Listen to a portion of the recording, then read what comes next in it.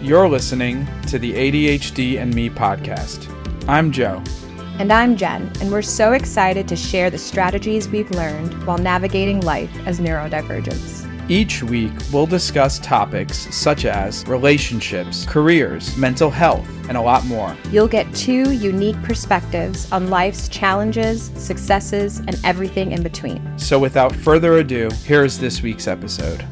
Welcome back to the ADHD and Me podcast. My name's Joe. I'm Jen. And in this episode, we're going to be discussing the problems that people with ADHD face in the workplace and share some tips and tricks on how to overcome them. But first, let's talk about how my hyperfixation that I had during the pandemic led to a job that I'm still in today.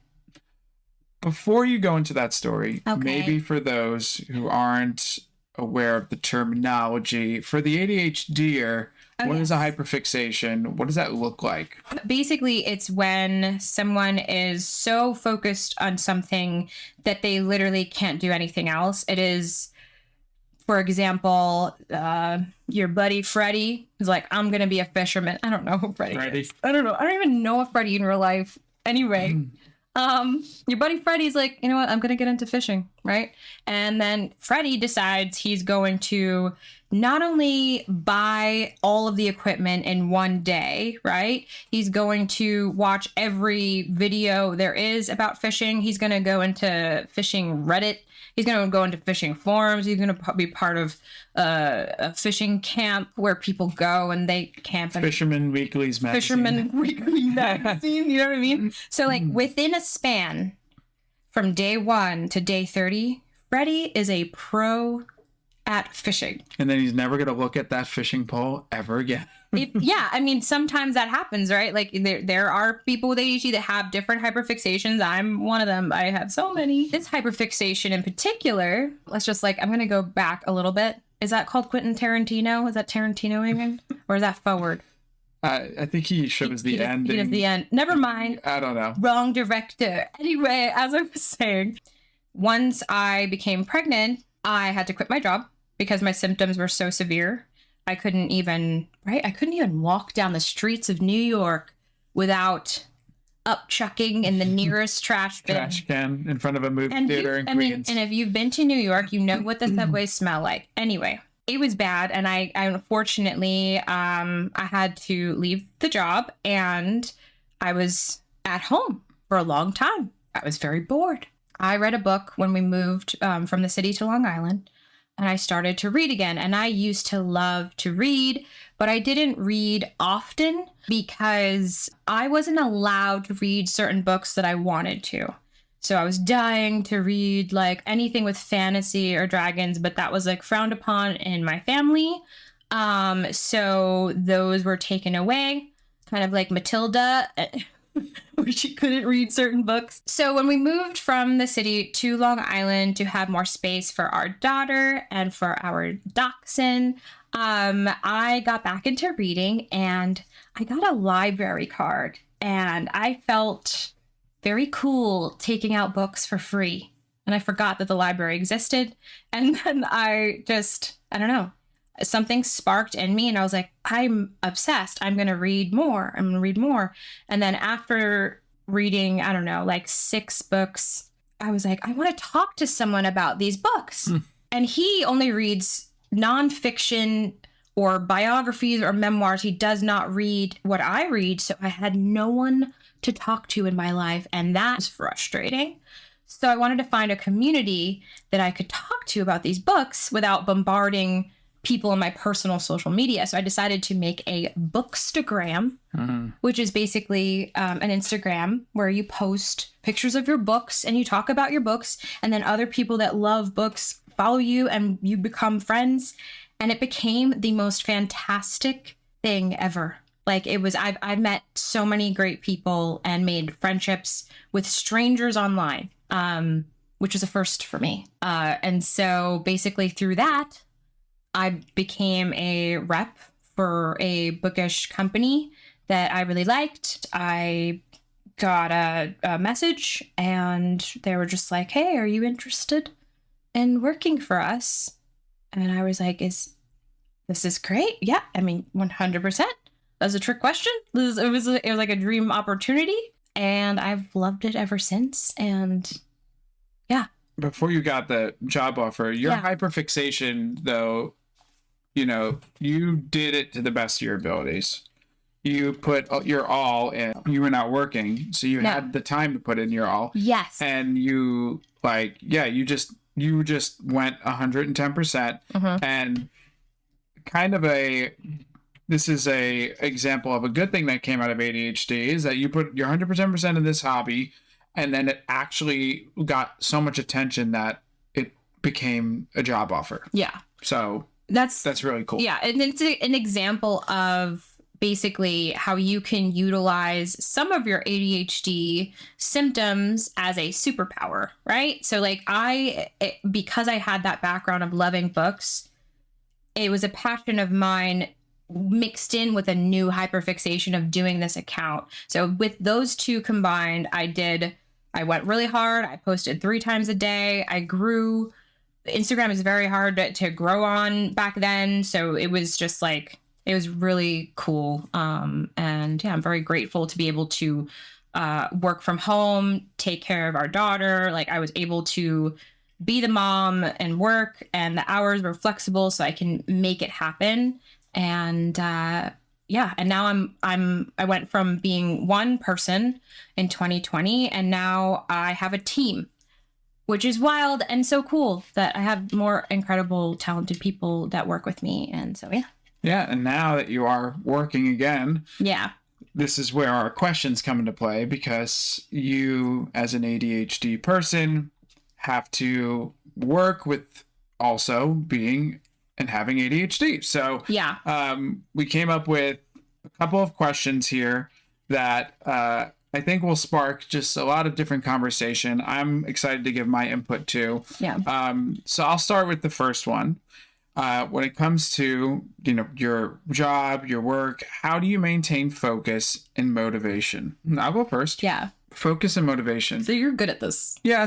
So for focus, I think it's about eliminating distractions. I think that's probably the biggest thing, which I know with an ADHD person, distractions can be challenging. Simple things like I just discovered this new thing on the iPhone where you can like group notifications from certain things and have them be sent at a later time instead of being buzzed multiple times. I love that. So you can have as many, they're called like notification summaries. So say like you're getting like every time you follow someone on YouTube posts a video, instead of having it buzzing in kind of interrupting you, you can say, I want a summary of all the notifications from these apps at 10 a.m., 3 p.m., and 5 p.m.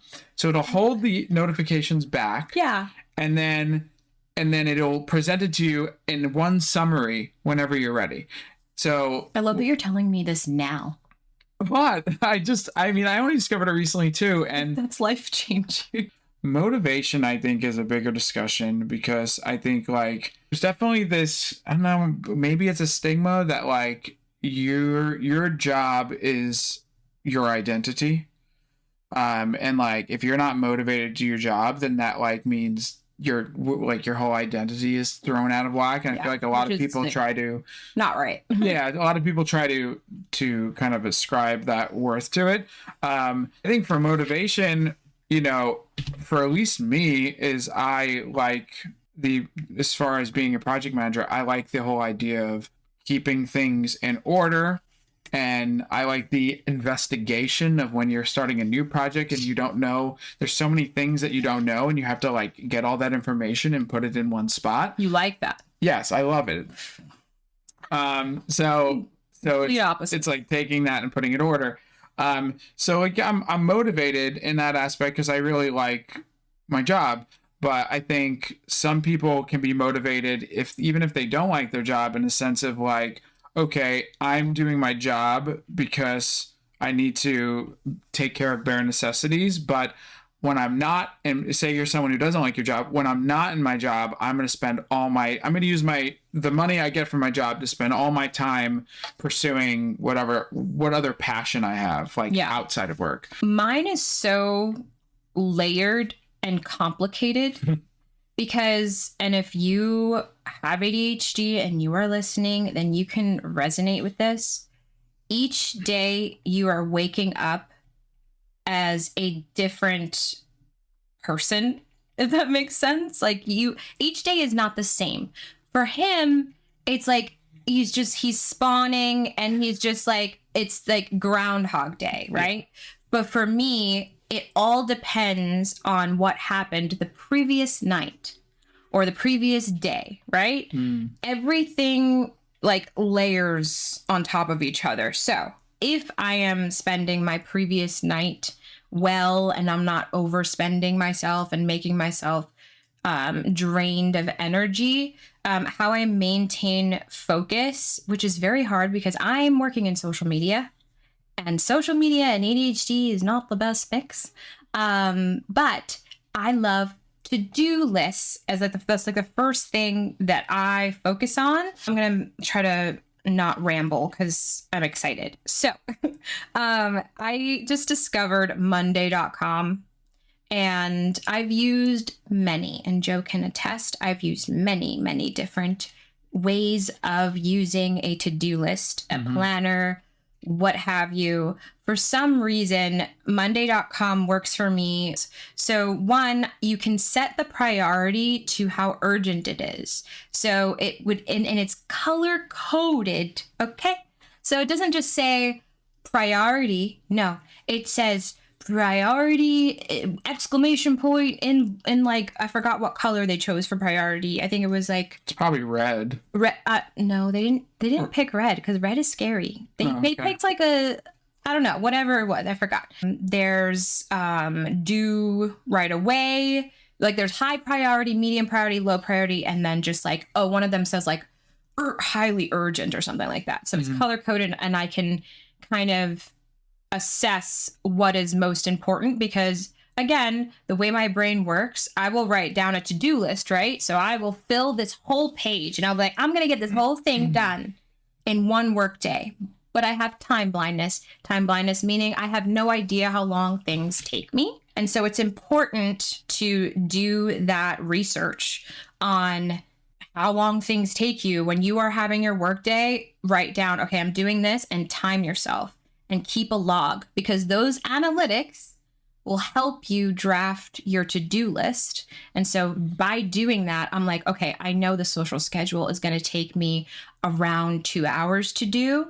So that's going to be included in my day. And so I make sure that I'm not giving myself too much work to do, if that makes sense. I'm very easily distracted. So it's in the video if you're watching, but this is a timer. I'm holding up a timer, and it's not just any timer, like an egg timer for when you're cooking. This one has color, right? So with my brain, if there's no color, the time doesn't matter, right? But as it's going, I'm like, oh no, God, I need to hurry up, right? And so it's the color is getting smaller and smaller, and so the urgency is there. And so with ADHD, you need a sense of urgency to get it done. Lastly, sorry, this is so long, but it's a lot of stuff that I have to do in order to get my workday done. Motivation. With motivation, sometimes I need to body double. Well, explain what body doubling is. Oh, yes. Body doubling is kind of like you are working and you have someone with you in the room or watching you, or someone is around you. They're doing a task of some sort, right? So like, for example, like if I want to feel like I want to body double, I'm going to go to the cafe.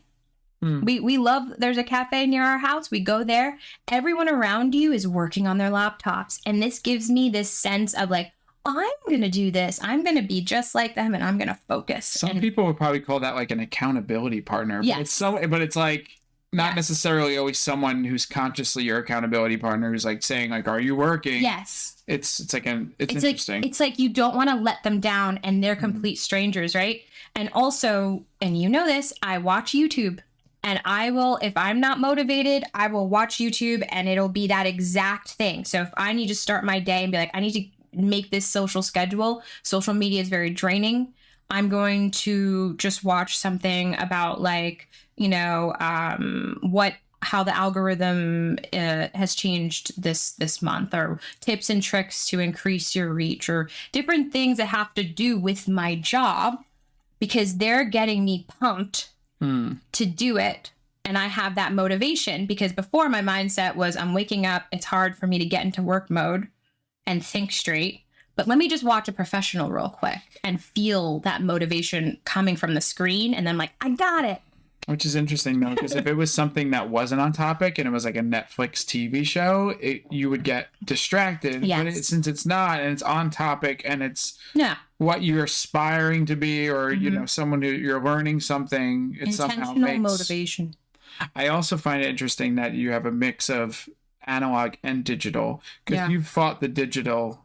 I mean, besides, I know your I have job, digital and but like, for example, the to-do list, right? oh yeah, I write it down. You would write it down. It'll be filled, but then it'll be transferred to Monday. Yes, but you used to write it down, but then you would leave a notebook or a page somewhere, and then you would forget where you left that page. Yes. Whereas, like, if you put it in Monday.com, it's a website. You're not Yes. going to lose it. It's So current. good. Yeah. So, but then time, you can't just look and glance at your phone's lock screen or the time on your computer. You have to have the physical time countdown showing you the color shrinking. Yeah, so I'll just be like, I need to do this. This is the time that I have. Okay, that's fine. But also, I don't know, like, if you remember, but I used to work in every spot in the whole house. Yes. I would work in my bed. I would work on the floor. I would work in the couch, Anywhere. the kitchen, my van. The whole house was my job, right? That's not great. And that's why I have a work desk, and I'm like, I'm going to leave this room and I'm done. So I think that brings me to my next point that I'm hearing, is that it takes a lot of trial and error. Yeah. Like what you just said might not work for someone else. They may have to trial and error some of this for themselves. For sure. And you put a quote down for this? Oh, I did. I put a quote. Where is this from? From one of my favorite books, and we will be mentioning a few different books throughout this episode, but this one's from Atomic Habits by James Clear. I have it here if you're watching the video. If you're not, I am holding up the book. It is white and gold. It's a must read. Yeah, it's fantastic. I have so many tabs. I've read this book, I want to say, like, without exaggeration, I think 6 or 7 times. Mostly the audiobook at 2.0 speed. he's just jealous that I can read faster than him in audiobooks. But anyway, the quote is, all big things come from small beginnings. The seed of every habit is a single tiny decision. But as that decision is repeated, a habit sprouts and grows stronger. Roots entrench themselves and branches grow. The task of breaking a bad habit is like uprooting a powerful oak within us. And the task of building a good habit is like cultivating a delicate flower one day at a time. So good. So that's an interesting thing, because since an ADHD person, or at least based on my observation of you as an ADHD person, a routine, which is typically a series of habits, having the same routine doesn't work for you. Nope. Because your brain wants something new. It wants to change. It wants to... It craves the novel. Whereas me is I could do the same thing every day. I could eat the same thing every day, literally just day in and day out. It's hard to watch. But then do you have any suggestions on, like, is it... So I guess my question is, do you then come up with maybe like 2 or 3 different routines to try to switch it up, or is it just kind of like you naturally, like, how do you maintain habits? I have not routines, but I have daily priorities, if that makes sense, right? Mm-hmm. So like, priority is, as soon as I get out of bed, I'm gonna make my bed. Priority is making sure I brush my teeth, and making sure that I don't check social media as soon as I wake up. These are like, just like... It's just not always in the same order. It's not always in the same order, okay. But as long as I can get my top things done, because there's going to be some mornings, and again, you're a man, so you don't know this, but when that time of the month comes, right? And I have a condition called PCOS, polycystic ovarian syndrome. Ovarian syndrome. It's a long one. And it makes that time of the month so bad. It affects my mental health on a severe level, right? Those days when I'm waking up, I'm at a disadvantage, right? I'm at low HP. I'm just not doing well. So it's not fair to myself and my own mental health to expect me to have the same routine every single day when my body is not the same every day. That's a good point. Yeah. Yeah, makes sense. How do you say organized? This is your bread and butter. This is my bread and butter. This is what you. It's my bread and this is butter. what he For example, lives like I don't for. even know if Jen has seen it yet. No, I'm almost positive you have. Why? But like, no, this podcast, I've already created a Google file folder structure. It's got the ADHD podcast. Oh, I have you did episode 0, episode 1, episode 2. I have all of the files and relevant documents that you've sent Where? in on Google Drive. I don't even know this. Yeah, no. I'm not saying I created the content. You created a lot of this content, but like I've put it and organized it so that if we need to find the video file for episode 3, it's in episode 3 folder with the show notes that we did. And Thank you. but that's so This is so great. organization is my forte, and usually for me it's digital organization. I would say I feel like saying, What? in what is it? The Austin Powers, like Mini Me and Doctor, and he's Yeah. like, you complete You me. complete me. He completes. I think that I'm very good at digital organization. Yes. I think it's tough to do physical organization because we just like it's less of a priority during the work week. We're doing work and then it's just, it's something we're working on. I think we're starting to We're getting come better. into there. Work I don't- organization. Work organization, I mean, for me, it's all about having consistent folders, naming, because the reason that is because you don't realize how much time you're going to waste like digging for something later on that you need to like get back, right? Where it's like, even in like my Gmail, I have, they call them labels, but they're basically folders that you can put things in after you've like read an email. If you think that's an important one, you're going to want to recall it later. You can throw it in a label. So like when all of our 2024 tax statements came in from all the various things throughout the last month, I just sent it to that label so that when it was time to pull all the documents to send for taxes, I went to that label and it was just all there. So it's very much about setting yourself up for the future. That's so cool. And I've never used those labels. yeah, no, the Gmail labels are The only thing fantastic. I do, I'm going to just like call myself out. I hit the star. That's all I do. But then how many things have you starred? Because now you're A star. lot of things. So then are your stars. star is basically another inbox. It's just filled with stars. It depends on your job, right? Like if you're working a lot with files and stuff, it's that. But like I think maybe note taking is probably a big thing for me, like to stay organized. So like You do physical notes? No, I do it digitally. Silly me. So Should have asked. I mean, just for me, staying organized is my biggest downfall. Obviously, I mean, it's one of the symptoms that I struggle with a lot. But in the workplace, I think having, again, I'm mentioning Monday, but having that keeps me in check for all of the things that are really important. And then I use notebooks. I keep notebooks on me at all times. There's a notebook in every single room. And even sometimes like Post-its, if I have like a random thought and I'm like, I don't want to forget it, I'll like put it down and put it on my monitor. I have to consume content. Like I said, with the body doubling, the only way that I can be what I want to be is to mimic someone else.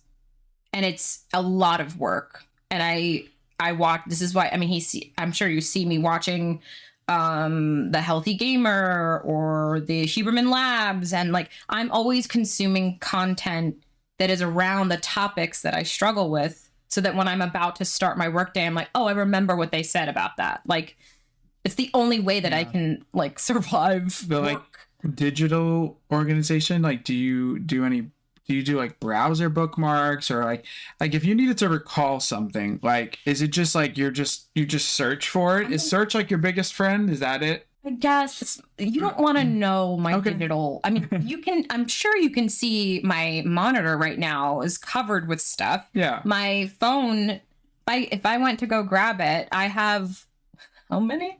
I want to say like 97,000 unopened emails, and everything is in a disarray. And it's fine. I'm getting there. But I guess my main focus is just making sure that I get my job done. Yeah. And I don't lose my I mind. think what would be good is to get feedback from those who are listening and watching about specific organizational things that we want to like deep dive in later. Yeah. So for example, like email organization or iPhone. iPhone organization. Or if you don't have an iPhone, just a phone. So many different, I feel like we can go forever with this topic, but it'd be interesting to see. That's a good one. How do you get things done without constantly feeling overwhelmed? You go first, because I feel like I don't see you much get overwhelmed. I get overwhelmed. Yeah, but it's all inside. It's all inside. You already knew what I was going to say. Yeah. I think for me, sometimes it is like getting really strict with your prioritization, meaning like everyone's going to have a task list somewhere digitally, physically, in their mind. They're going to have a to-do list of things you need to do for your job. And I think sometimes you need to make sure everything's out in one spot, whether that's physical or digital. And then if you're feeling unbelievably overwhelmed, the question you need to ask yourself is, after you finally listed it all out, what task here needs to get done today, or there would be a major issue with my job, or there would be a major issue from my manager. Like that, you really got to ask yourself, what is the true priority? Yeah. Because I think we all get into the headspace of like, all of this has to get done, Everything's or something's going to be a problem. Yeah. So for me, that's how I do it when I'm in a state of overwhelmingness, is I have to like calibrate, I guess, or reset and say, what are the real, it's like you almost have to talk to yourself like, it's like, let's get real. Like I'm like talking to myself like, Joe, pull yourself together, Teddy. What exactly do you really need to get done right now? That's really good. For me, you're going to laugh. I'm going to be honest, I'm always overwhelmed. Even like my goal is to remove the overwhelm. I'm most of the time I'm waking up overwhelmed depending on my environment, right? So like I'm already, the day has begun and I'm looking around and I'm like, I'm in. Okay, so you're asking the opposite question to yourself. I'm asking, how can for I? You, it's that. Yeah, but how for can I be me, less overwhelmed How today? can I be less overwhelmed today so that I can even get my work done, right? Because the overwhelm is there, right? So how do I help myself? Because my job's in social media, but even if it's not, just don't check your phone before your workday starts. Set yourself up with a good like relaxing morning, whether it be essential oils, drinking tea, not having coffee right away so you don't get the jitters, making sure that if you want to work out, you can, to get your what is it called, endorphins, I guess. What chemical is it when you work out? It's probably many chemicals. Something's in there. It's moving. So basically, if you want to get that pep in your step and you're feeling, or music helps me. Oh my gosh. If you look up on Spotify, I forgot the name, but it's like a fantasy instrumental music. And you feel like you're about to go on a quest with Frodo. Yeah. And you're just like, okay, like I'm going to calm down. I'm getting ready to stop the overwhelm. I just need to make sure that wherever I'm working, my environment is clear. Like it's clean. There's not things to distract me, which is why, again, this office new setup was not like this. Okay. This office was like a storage room, and I didn't have room of requirement. It was just like, we just put random stuff in here. You couldn't even walk on the floor due to the amount of merch and books and fake daggers on the floor. There's just so much random stuff, right? So I made it a priority to get this office ready so that I could have a clear and clean space to work. Because if you're in a messy environment, it is very easy to get overwhelmed. Things that add to your overwhelm is getting interrupted. So like, for example, if I'm working and I'm focused and I'm like, okay, I'm gonna set my little timer. I'm good to go. I'm in the Monday.com. I'm on my to-do list. And because me and Joe both work from home, he comes busting through the door and he's just like, do you want Chipotle? Right? So I tell him anytime I get like interrupted and my train of thought gets like stopped, I'm instantly overwhelmed. And it's something so small. It's something that he would not be overwhelmed by. But we have you to. You can't switch your brain to think about if you want Chipotle or not. No, I would almost rather. The timer off. I said the timer off. This is why I want check-ins, right? Mm-hmm. I want check-ins, and I want us to be like, hey, like if we have plans to have a lunch, like what time are you thinking? Right? So I can schedule that in because I can't do the last minute random spontaneous pop-ins. And same goes for phone calls. Set your phone on do not disturb. Try to stay. The timer went off again. Anyway, so just it's just a lot of work. To other people, it's like, oh, overwhelm happens just once in a while. Meanwhile, we're like in like Mario. And like, what is it? Things that keep popping out? The mushrooms? There's many things. The turtle shells. The turtle shells is our overwhelm, and they're coming. They're always there. We just gotta hop over them, but they're literally consistent. Anyway. Next one is, how do you maintain a consistent work-life balance? Another thing, I hate to keep talking like, here's another thing that comes naturally to me. It does. No, and it's another thing that... With great power comes great responsibility. That has come naturally to me, or I don't know, I've always been able to do is like compartmentalize things. So like I've been able to, even if I had the craziest day, even when I was, not going to the office 5 days a week, even if I had the craziest day, the moment I could leave the building, I did not think about work. And that is also not always going to be the case.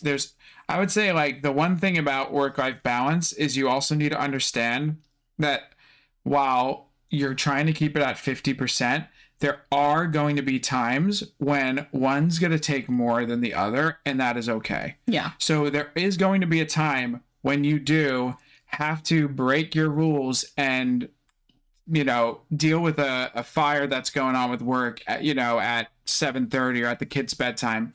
But it's when here's the best way of saying it. You need to do exceptions to the rule, but don't make it a new rule. So, that's Quotable. your exception. There you go. Quotable. Write it down.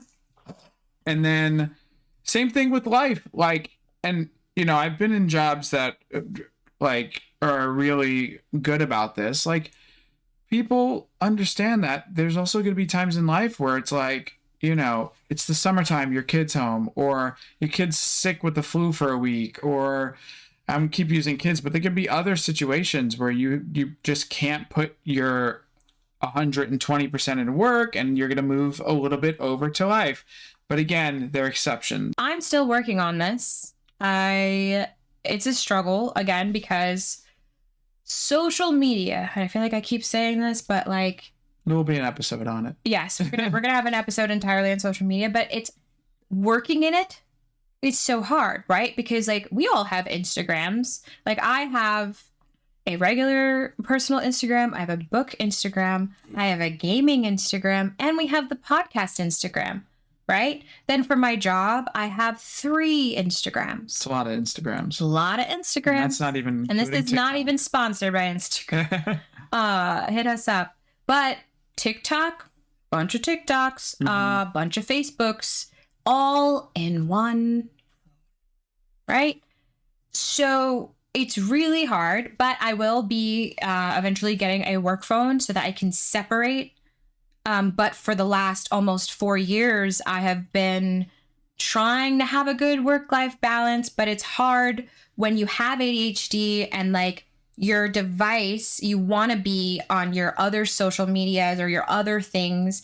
Or you want to be on none. Or you want to be on, I don't know. It's just, my thumb like just is like hitting the work accounts, right? Because I want that hit of like dopamine where I'm just like, oh, I want to see how well the posts are doing. Why?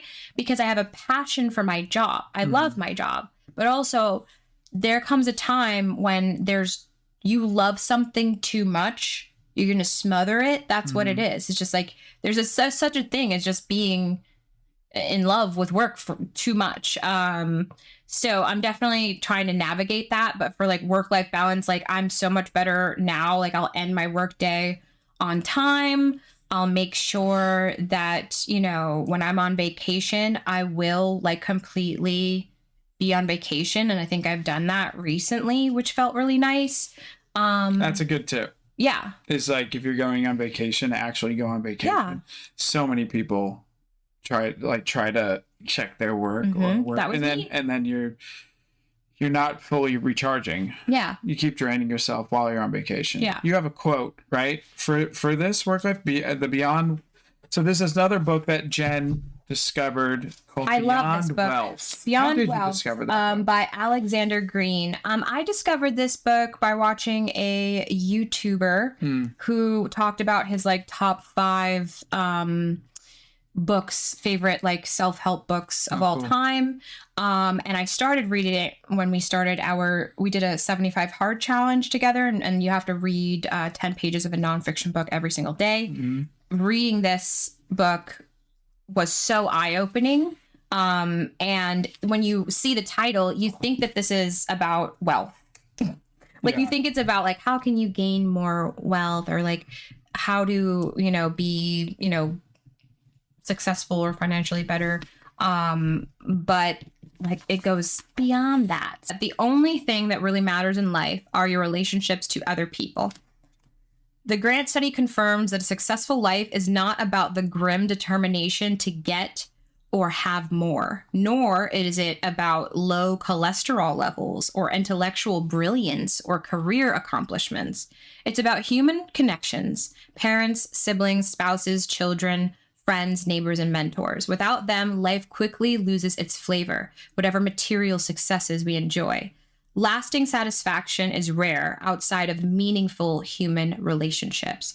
Look back at your life, and you'll almost certainly find that the most significant moments were births, deaths, weddings, and celebrations.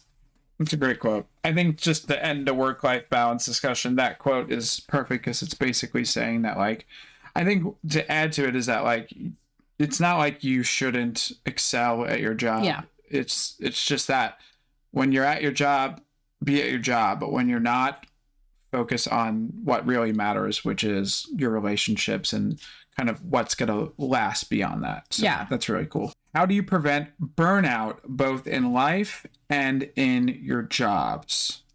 And I just wrote a note down called work smarter and not harder. Yeah, it's so cliche, but it's just true, because it's like, if you could figure out little things in work and life that's going to make your time just be that much easier, and it's just going to prevent from all the effort that you're doing, that's going to cause the burnout. So like I guess like from a work standpoint, right? You have this email or report that you got to send all the time, and you just figure out, when you take the time out of your day to just figure out a way to automate it or have it templatized, or like templates are a big thing that I love. I love templates. If I find an email newsletter or something that's really awesome, I make a template of it, because then why are you going to start on a blank page when you can do a template? Or like now with AI being such a big thing, if you need an idea for something and you don't want to start at a blank page, you can say, give me some ideas. So like, work smarter, not harder, and that is going to help prevent burnout. Yeah, that's really good. I think for me, I think I mentioned this before, but measuring what your capabilities are and how long it takes you to do things, right? Because like with ADHD, it's not simple. It's never simple. You have to do 1 to 5 tasks or methods just to function as a regular person to do one task. And that's why we're so exhausted at the end of the day, right? So like preventing burnout, let's do analytics, right? So like, how can we do like in social media, you check the analytics. How did those posts do? Same with ADHD and how you function in your everyday life. How long does it take you to do things? You need to know this information, and it's important because burnout happens when I give myself burnout. That's what I do. Like, and I can't help it, right? Like, I'm just going to go and not realize not only how long things take me, but what is the emotional tax, if that makes sense, right? So like certain tasks have extra tax on them for ADHD. So if you are doing a task that is, for example, for me, social media schedule and coming up with 3 posts a day for multiple different accounts, and I have to be very creative. Each post has to have a purpose, and if it's for a business, right? You have to be very analytical. There's a lot of research. That task has a lot of tax on me, and it drains me of my essence. And it's like, it is a lot. So if you know that on Monday is social media schedule day, the other tasks, make them have minimal tax, like little to no, like the task that doesn't drain you as much, right? But you need to get it done that week, pair it with the bigger task that takes a long time. So in researching for your own self and creating your own analytics for who you are and how long things take and what the tax is, you can even level it out, like on a scale from 1 to 5. Where is this one at? Oh, that's at a 5. Okay. So then when I'm making my to-do list, or am I being like, what's my week going to look like? I know how to schedule my time so that by the end of the day, I'm not burnt out, right? Because old me would do social media schedule, filming in one day, doing photography, doing all the things that have a lot of tax in one day, even though some of them don't take as much time, right? It doesn't matter. How much does it tax you? Like, put a dollar in a jar every time I'm saying the word tax, but you know what I mean? Sure. It's just, it's a different mindset. But if you do the work up front and you already know how you work, how long that time takes, what kind of energy do you feel after doing that task, then you can better plan your work day. So it's, again, almost a version of prioritization. And it's also this quote that we pulled from the book Essentialism by, how do you pronounce the author's name? Greg McKeown. Greg McKeown. This is my favorite non-fiction Jen read book. that book. Oh my goodness. If you're watching the video, look at these tabs. In the book, Greg says, what if we stopped celebrating being busy as a measurement of importance? Yes, like George Costanza. What? Remember? He's like, if you walk around busy, they think you're important. No. If they think you're stressed, or if you walk around like you're stressed, they think you're, yeah, that's great. I don't know. Sorry. So, but I think what I took away from your thing was that because ADHD has time blindness, which basically, if you don't know what time blindness is, it's just ADHD people don't know how to measure what it really takes to do a task.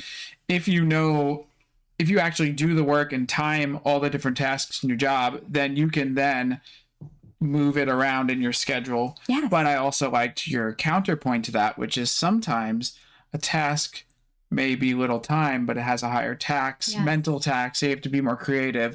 So you got to find the right balance. Get a good flow, like a formula. Yeah. Science. How can you use your symptoms to your advantage, like the X-Men do with all their different superpowers?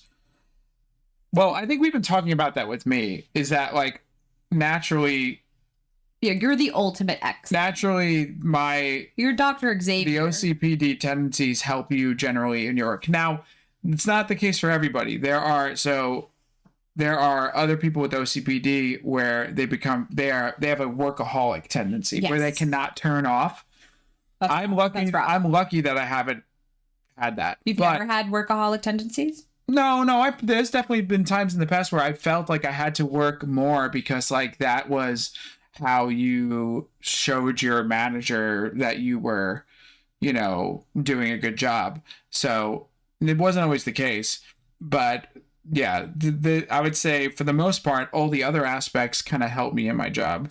But I think your X-Men superpowers, I'm curious to get your take, but I would say the one thing that like I've seen the ADHD in you help you out in your job is that you like the creativity aspect of it is that you're able to like think of so many different concepts. And I don't know, it's probably because your brain is thinking of so many different things, but like you're able to come up with so many different ideas, even for this podcast, right? Yeah. You can, for me, like that's not my strong point. I would research it differently. I would approach it differently. Where you're like spitfiring things out. And I think that's because again, just your brain is working overtime. Sometimes. A lot of tabs are open. I think. Well, I'm just going to read the quote first before I get into it because cool. it really sums it all up. When you can't win by being better, you can win by being different. And that's an Atomic Habits quote. And I resonate with this quote because some people think that you have to do things in a certain way. You have to, if you see that someone had success with this, I'm going to copy them and I'm going to have the same amount of success. Why not do something different? Because in that difference, right? Like you thinking, oh, that's better. Like this is the way everyone else is doing something. Why not think outside of the box? And that to me is my superpower because I will think of something and I'm like, how can I make this weird? Like that's just embrace the weird, right? Like how can I see something, right? And come up with a completely different way of doing it. And thus someone's like, oh, wow, this is refreshing. This is insightful. Yeah, I think you bring up a good point about being different because a lot of the content out there generalizes things. Mm-hmm. So like you go on YouTube and it's like, I lost 10 pounds doing this. 100 push-ups a day, and like the bottom line is like with diet and exercise, it's different for everybody. Yeah. So it's just, if it's different for everybody in diet or exercise, it's going to be different for everybody when it comes to work styles and other things and creativity. Yeah. Some people like to like lock themselves in a room and just think in a quiet room, and then some people like to get inspiration by looking at other things. So yeah, I think it's like. This kind of goes back to what we were saying in a previous episode. When you're aware of how you operate, once you're aware, then you can use it to your advantage. That's true. Like it wasn't until even in X-Men, right? Like, what's her face? Rogue, the person that played Rogue with the hands that just like killed the bad. I forgot who that was. Yeah, but regardless, right? She was struggling, right? Like she didn't know how to handle or function, but it wasn't until she went to a school filled with all the other weirdos that struggled with all these different powers that she learned how to hone her power that used to be a nuisance into something that helped her and helped others. I'm embracing my struggles because they're also strengths. Mm-hmm. And not only that, but in a relationship, like with him, we're like each other's missing puzzle piece, right? So like I have these ideas and thoughts that he doesn't have, and he has things that I don't have. And it's kind of like, okay, we can make this work, put the puzzle pieces together. We got this. And it's exciting because life's like a box of chocolates.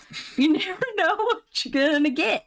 I can't believe. Total side note. Yeah, you can side note. I want to watch X-Men tonight. Oh my god! That's side note. Oh yes. All right, so I think we should wrap this up. What do you think? All right. Well, we have a little teaser for next week.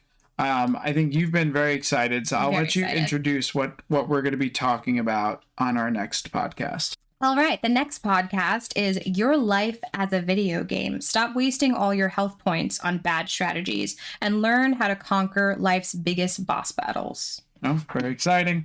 All right, well, thank you again for listening or watching, and we'll see you on the next episode. Goodbye. Bye-bye. Thanks for listening to this week's episode. You can follow us on Instagram, TikTok, and YouTube at ADHD and Me Podcast. Our theme song is by It's of Both. New episodes every Wednesday. We will see you there, or we will see you on another time.